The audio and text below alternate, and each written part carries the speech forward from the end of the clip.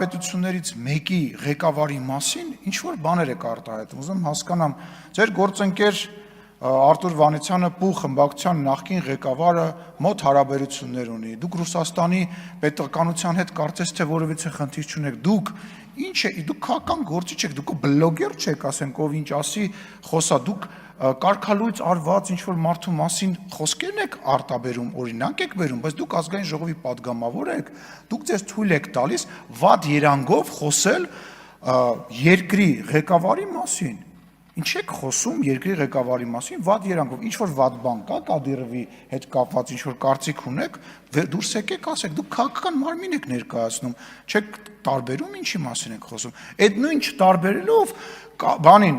կտրիչին նույնականացնում եք եկեղեցու հետ։ Այդ մարդը ու եկեղեցին տարբեր բաներ են։ Չեմ ուզում շատ խորանամ եւ մի պատասխանեք ասում ով քաղաքական գնահատական է տալիս պոլին են պարկասնում, բա դուք խի պոլին պարկած չեք ուզում եմ հասկանամ։ Այսենց դուք ձեզ չեն պարկասնի վստահ եմ, բայց դուք ինչի պոլին պարկած չեք ուզում։ Ժամանակի հարց է 2018 թվականից 7 տարի եւ այլ այդ 7 տարուց մինչեւ պատերազմը դուք մեր հետ եք եղել։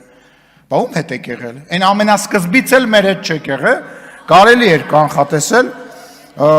Գիտեք ինչ, ես մի րոպե, ես ուզում եմ անձերից վերանամ, ես ուզում եմ հասկանամ, թե մեր ընդդիմությունը, մեր քաղաքական դաշտը,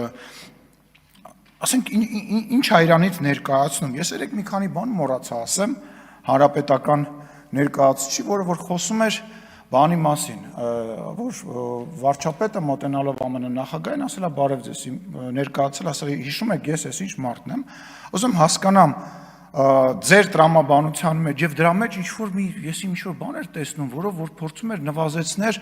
հարգանքի մասը կամ արժեքը իջեցնել, ուզում հասկանալ մի մարդու, որին որ մի անգամ ես տեսել եւ մի մարդու, որը աշխարհի ամենամեծ պետություններից մեկի ղեկավարն է, մի մարդու, որը որ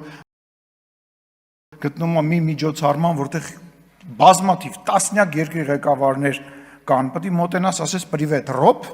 Պետք է ասես պրիվետ Սերժ, պրիվետ, չգիտեմ, Տրամփ, ուզում հասկանամ այդ ինչ խոսալու բան է, թե ձեր չափանիշները, որ Նալբանդյանի թշիկներից քաշքշում էին դա է,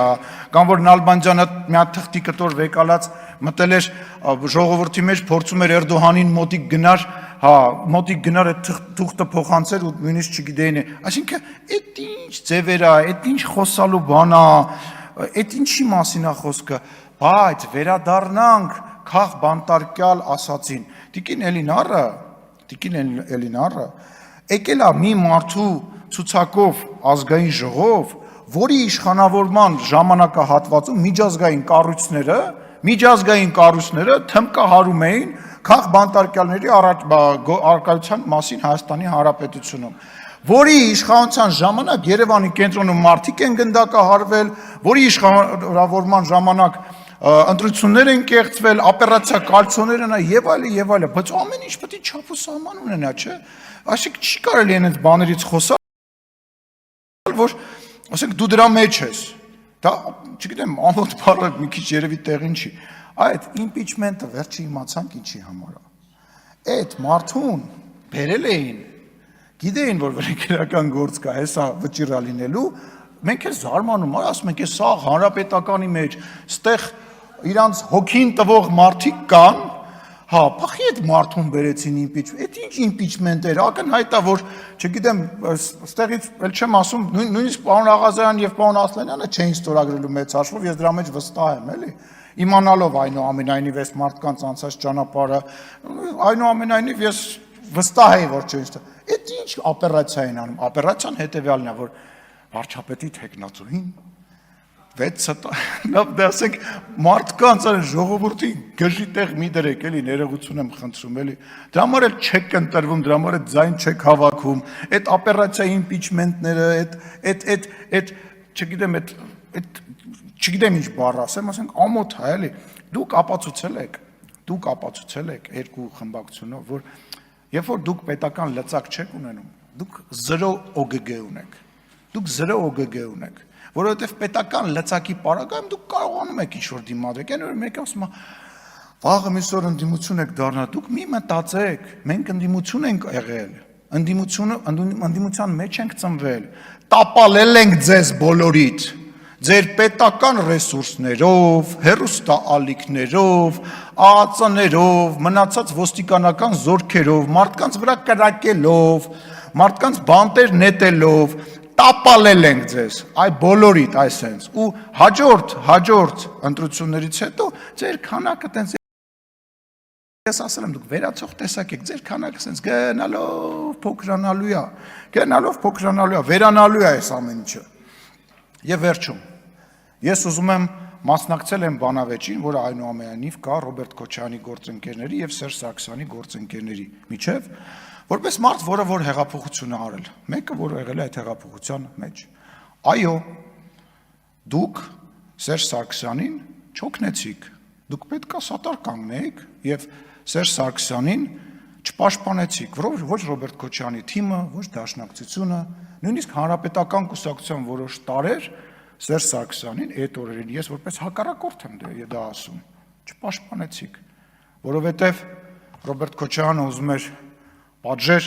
Սերժ Սարգսյանին, ցույց տալով, որ ինքը այդքան չկա, ինչքան որ ինքը եւ պետքա կախվածության մեջ լինի, որոշ հանրապետականներ մտածում էին, որ արանքը կարող են ճղել եւ այդ շարժման շնորհիվ իրենք դառնան նոր վարչապետ, իսկ մնացածը ուղղակի նոր հնարավորություններ էին տեսնում իրենց բանի համար։ Ես ուզում եմ վերջ դրեք այդ բանավեճին։ Այո, Ռոբերտ Քոչարյանը, հայ հեղափոխական դաշնակցությունը եւ հանրապետական կուսակցության որոշ տարրեր, որոնց անունը Սերժ Սարգսյանը լավ գիտի, ամեն ինչ արեցին եւ աջակցեցին հեղափոխությանը, դա փաստ է, դա մեծագույն փաստ է, մի ժպտացեք, նենց որ այդ բանավեճը փակեք, որովհետև իմ համար, իմ թիմակիցների համար, Հայաստանի Հանրապետության ժողովրդի համար դուք նույնն եք, նույն իշխանության ներկայացուցիչն եք, որոնք որ մարդ է սպանում, մարդկանց է, լսեք, ասում է քաղաքական հետապնդում, լավ հիշեցի, Տիկին Էլինարը Վարդանը, Տիկին Էլինարի քուրը արդեն քանի տարի, արդեն 5 տարի աշխատում ազգային ժողովում։ Բա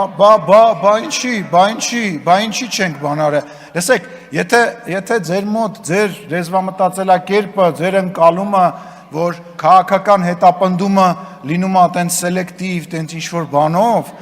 իրականության մեջ դա տենց չի, իրականության մեջ դա, Տիկին Գրիգորյան, դուք մի խոսացեք, ես ամեն անգամ, երբ որ դուք ելույթ եք ունենում, ես երդվում եմ ձեզ, ես ինձ զսպում եմ, որ ձեզ չասեմ այն ամենը, ինչ որ ես ուզում եմ այստեղից ասեմ, ժամանակը կգա կասեմ։